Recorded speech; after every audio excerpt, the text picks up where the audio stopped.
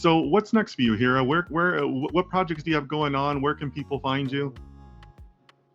So I am currently working with a bunch of friends to release a podcast, which we've done. So we released about 2 episodes. The podcast channel is called Generational Icons.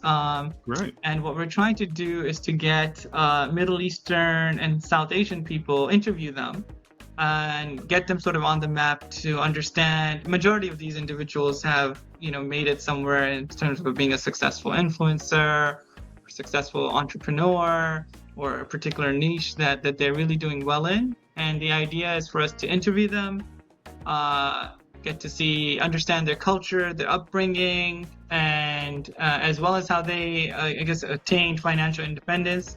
The key is to learn that information, to share it with the world, and make everyone, I guess, benefit from that knowledge and just from that interaction of like, oh, I didn't know that this person, was there. Um, but yeah, so it's called Generational Icons. I encourage everyone to check it out. Wonderful. Where it's still very new, and we're still building up the sort of the content for that.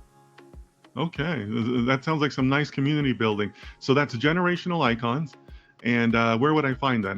Can I find it on Spotify or iTunes?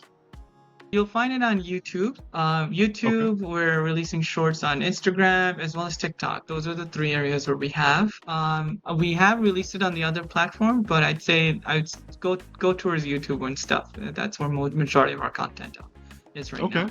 Great. I'll include some links in that for this interview for people that are watching and want to see Hira's podcast. But that's Generational Icons, focusing on Middle Eastern and South Asian